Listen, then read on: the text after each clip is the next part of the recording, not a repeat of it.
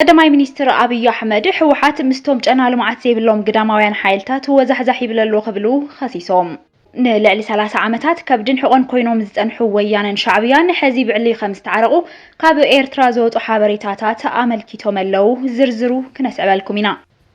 ሸዊት ቢተው ናብ ትግራይ ዝተመለሰሉ ምክንያት አብሪሁ ንምንታይ ናብ ትግራይ ተመሊስካ ንዝብሉ ዝለዓሉ ሕቶታት ድማ ዝርዝር መብርሂ ይብሎ።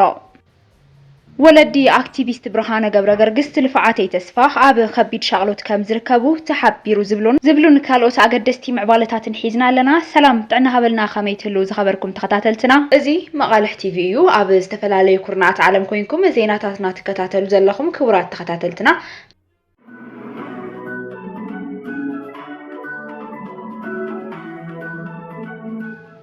ቀዳማይ ሚኒስትር አብይ አሕመድ ሕወሓት ምስቶም ጨና ልምዓት ዘይብሎም ግዳማውያን ሓይልታት ወዛሕዛሕ ይብለሎ ክብሉ ኸሲሶም። ሕወሓት ካብ ቃላት ፕሮፓጋንዳ ሓሊፉ ናብ ኩናት እንተኣትዩ ከም ቀደም ይመስለክን ዝብል ምስላ ብምልዓል መፈራርሒ መልእኽቲ ኣመሓላሊፎም። ቀዳማይ ሚኒስትር አብይ አሕመድ ብቋንቋ ትግርኛ ኣብ ዝገበርዎ ቃለ መሕትት ብዛዕባ ሕወሓት ውዕል ፕሪቶርያ ሕዚ ዘሎ ምትፍናን ኩናትን ዝዳሰሱ እንትኾኑ ገባታ ኢሎም ዝፀውዕዎ ሕወሓት ኣብ 19 ክፍለ ዘመን ዝተተኽለ ሓድሽ ነገር ዘይቕበል ካብ ዝሞተ ኮሙኒስታዊ አተሓሳስባ ዘይላቀቅ ኣብ 50 ዓመት ድሕረ አተሓሳስባ ዝተሸኽለ ንለውጢ ዘይቅበል ከም ቁርዲ ተጣቢቁ ዝነብር ዝብሉን ካልኦት ጸርፍታትን ኣውሪዶምሉለው። ነቲ ናይ ለውጢ ሓይሊ ዝበልዎ ስርዓቶም ዘይምቕባሉ ድማ ናብ ኩናት ከም ዝተኣተወ ዝሓበሩ እቶም ቀዳማይ ሚኒስትር በዚ እውን ዘየድል ዋጋ ከም ዝተኸፈለ ብፍላይ ድማ ህዝቢ ትግራይ ብሰንኪ ትሩፍ ዝበልዎ ሕወሓት ብከቢድ ከም ዝተሃሰየ ከምቲ ላሕሚ ሓዊ ወሊዳ ከይትልሕሶ ሓዊ ኮይኑዋ ከይትገድፎ ድማ ውላድ ኮይኑዋ ዝበሃል ብሰንኪ ሕወሓት ህዝቢ ትግራይ ዘየድል ዋጋ ከፊሉ ይብሉ። በቲ ኣብ ትግራይ ዝወልዕዎ ኩናት ምክንያት እዚ ናይ ሕወሓት ዕንቅፅና ንለውጢ ድልዊ ዘይምዃንን ከም ዝኾነ ብምሕባር ነቲ እዚ ሰሜን ተወቂዑ ሕጊ ክነኽብር ኢና ናብ ትግራይ አቲና ዝብልዎ ዝነበሩ ጉጉይ ሓቲት ዝጻረር ሓሳብ ዝሃቡ ኮይኖም እቲ ካልኣይ ንኩናት ምክንያት ዝነበረ ድማ ምስ ምምጻእ ሓዳሽ ኢትዮጵያ ከም ዝኾነ እዮም ገሊጦም። ንሶም ትሩፍ ሓይሊ እናበሉ ዝጽውዕዎ ሕወሓት ኣብ ምጥርጣርን ምክፍፋልን ዝተደረኸት ሃገር ክትከውን ሰሪሑ ካብቲ ናይ 50 ዓመታት አተሓሳስባ ፍልይ ክብለይ ከኣለን ዝበሉ ኮይኖም ንሕና ድማ ተስፋ ዘለዋ ኢትዮጵያን ክትከውን ብምስራሕና ናብ ኩናት ምእታው መሪጦም ክብሉ ዝገለጹ ኮይኖም መብርሂ ምሃብ እንትጅምሩ ንኩናት ትግራይ መበገሲ ሰለስተ ምክንያታት ነይሮም እኳ እንተበሉ እቲ ሳልሳይ ጉዳይ ግና ኣይገለጽዎን።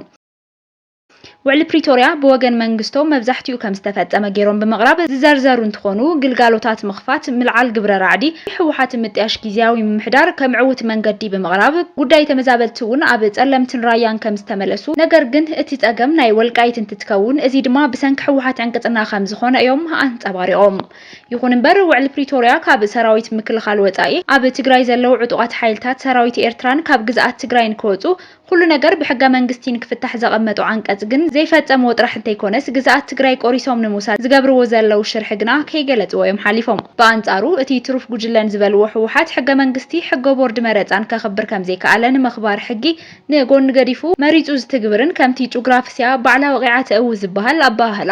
እቲ ዓንቃጽ ጉጅለ ዳግማይ ጎነጽ ከም ምክንያት ይጥቀመሉሎ ኢሎም። ኣብዚ ሕዚ እዋን መንግስቲ ፌደራል ዘሎን ዘየለን ጋዕገልጠሙ ናብ ወሰን ትግራይ ኣጸጊዑ ዳግም ወራር ንምክያድ ተዳልዩ እናሃለወ ሰራዊት ተንቀሳቀሱ ለኹም ንዝብል ሕቶ ከተንከፉ ዝሓለፈ አብይ አሕመድ ሕወሓት ግና ኣብ ውግእን ወረ ውግእን ንኽነብር ይገብረሎ ብመንግስቲ ፌደራል ዝተመደበ በጀት ንቐለብ ዕጡቃት የውዕለሎ ማዕድን ትግራይ እናሸጠ ማዕደገ ጿር የውዕለሎ ክብሉ ኸሲሶም። ይኹን እምበር እቲ ይላኣኸሎ ዝበልዎ በጀት ካብ ዝቋረጽ ኣዋርሕ ዘቁፀረ እኳ እንተኾነ ማዕድናትን ማዕደገ ጿር ይውዕለሎ ዝበልዎ እውን ትግራይ ኣብ ዝሓለፈ ዓመት ጥራሕ ልዕሊ 250 ቢልዮን ቅርሺ ዝዋግኡ ወርቂ ናብ ሃገራዊ ባንክ ኣታዊ ምግባራ ዝዝከር እዩ። ኣብ ትግራይ ዝኾነ ይኹን ውግእ ናይ ምኽፋት ድሌት የብልናን ክብሉ ዝተሰምዑ ቀዳማይ ሚኒስትር አብይ ኣብ 2012 ዓመተ ምህረት እውን መንግስቲ ፌደራል ኣብ ትግራይ ኩናት ናይ ምኽፋት ድሌት የብሉን ኢሎም ነይሮም። ግን ድማ ኣብ 2 ወርሒ ውሽጢ እቲ ኩናት ጀሚሮሞ ንመንግስቲ ኤርትራ ከመይ ጌርና ንህዝብና ንዓውገልና ኢልና ንዕድሞ ኢሎም እንተብቅዑ ዓዲሞም ኣጨፍጭፎምና። እዚ ናይ ሕዚ እውን ብተመሳሳሊ ኣብ ድሮ ወራር ከም ዘለው ዘመላኽት መልእኽቲ እዩ ብምባል ዘየእምን ከም ዝኾነ ብዙሓት ይገልጹለው። ካብዚ ብተወሳኺ ሕወሓት ምስቶም ጨና ልምዓት ዘይብሎም ግዳማውያን ሓይልታት ወዛሕዛሕ ይብለሎ ብምባል እውን ካብ ቃላት ፕሮፓጋንዳ ሓሊፉ ናብ ኩናት እንተኣትዩ ከም ቀደም ይመስለክን ዝብል መፈራርሒ ኣስሚዖም ኣለው። ሸዊት ቢተው ናብ ትግራይ ዝተመለሰሉ ምክንያት አብሪሁ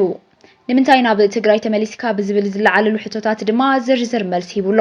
ሸዊት ቢተው ኣብ ማሕበራዊ ሚድያ ኣብ ዝዘርግሑ ጽሑፍ ኣብ 5 ነጥብታት መሰረት ገይሩ መብርሂ ዝሃበ ኮይኑ ንምንታይ ትግራይ ተመሊስካ ንዝብል ሕቶ ናይ መንእሰይ ቃልሲ ተጨውዩ ብንብርጋዴር ጀነራል ወደን ጥሩ ዕላማ ስለ ዝተተከአ ዝብል መልሲ ይብሎ ኣብ ኾንካ ዘይተቃለሶም ነርካ ንዝብል ርእቶ ድማ ቃልስናን ዕላማናን ጨውዮም በሐሳብ ዘየኣምኑ ቀተልትን ጨቆንትን ስለ ዝኾኑ ክብል ዝመለሰ ሸዊት ቢተው ሕቶታትናን ዕላማታትናን ብናይ ሕሶት ዘለይቲ ለውጢ ተጨውዩ ሃፍትን ስልጣንን መአከብ ተገይሩ እዩ ኢሉ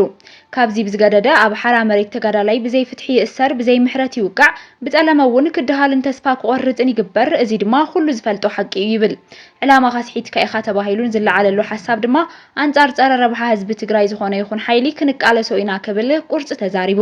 ቀደሙውን ወዲ ሕወሓት እንዲኻ ብዝብል ተደጋጋሚ ንዝለዓለሉ ነቐፌታውን እንታይ ሞጸገሙ ካብ እንዳ ሕወሓት ቤተሰብ ምውላድ ዝሮ እንኳዕ ካብ ደርገ ይኮንኩ ዝበለ ኮይኑ ስልጣን ስለ ዝደለኻ እዩ ብዝብልውን ወመናእሰያት ተረከብቲ ዓዲ ንቅድሚት መጺና ስልጣን ክንርከበለና ክብል ገሊጹሎ እንታይ ደኣ ንሌተናንት ጀነራል ጻድቃን በዚ ዕድመኦም ክሳብ ሕዝ ስልጣን ሃረምረም ዝብሉ ዘለው መንእሰይ ክዕምጽ ኣለዎ ስልጣን ይሓዝ ክብሉ እንዶ ይነበሩን ክብል ስልጣን ሓድሽ ወለዶ ክርከበለዎ ዝብል እምነት ከም ዘለዎውን ገሊጹ ሕዚ ተናስሖም ዘላ ሓንቲ ነገርያ ቀልዓለም ዘይብላ ስለ ዘይቀተናዮም ኣምሊጦምልና ጥራሕያ ዝበለ ሸዊት ነቲ ሓቂ ስለ ዝፈልጥዋ ኣብ ቀረባ ተሪፎም ዘለው ውሕዳት ብጾትና ሙሉእ ብሙሉእ ናብ ዓዶም ኣትዮም ብሓባር ቃልስና ክንቀጽሪና ኢሉሎ ወያነን ሻዕብያን ብዕሊ ተዓሪቆም ተባሂሉ ንልዕሊ 30 ዓመታት ከብድን ሕቆን ኮይኖም ዝጸንሑ ወያነን ሻዕብያን ብዕሊ ከም ዝተዓረቁ ሕዚ ዝወጹ ሓበሬታታት አመልኪቶም ንህዝብታት ትግራይን ኤርትራን ንምቅርራብ ተባሂሉ ብኤርትራዊ አክቲቪስትን አፈኛ ሻዕብያን ኣወል ስዒድ ዝተጀመረ ጽምዶ ካብ ትግራይ ክሳብ ዓፋርን አምሓራን ሱዳንን ካብ አክቲቪስታት ክሳብ ምሁራትን ፖለቲከኛታትን አድማስ ወስፊሑ ንድሕሪት ኣብ ዘይኽበስ ደረጃ ከም ዝበጽሐ እዩ ዝግለጽ እቲ ንረብሓታት ክልቲኦም ህዝብታት ተባሂሉ ዝተጀመረ ርክብ ቀስ በቀስ ናብ ፖለቲካውን ወታደራውን ምትሕብባር ንኽዓቢ እናተሰርሐሉ ዝመጸ ኮይኑ ይኹን እምበር ነዚ መስርሕ ንምትዕንቃፍ ኣብ ውሽጢ ትግራይ ካብ ዝርከቡ ክሳብ ፈላላይ ሓሳብ ፈጢሮም ናብ አዲስ አበባ ዝኸዱ ተጋሩ ክቃወምዎ ጸኒሖም እዮም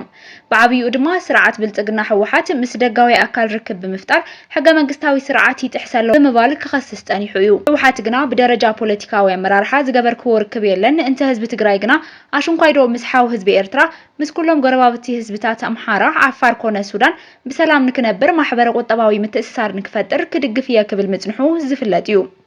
ይኹን እምበር ሕዚ እቲ ርክብ ናብ ደረጃ ፖለቲካን ወታደራዊ አመራርሓ ሓፍ ከም ዝበለ እዩ ዝግለጽ ዘሎ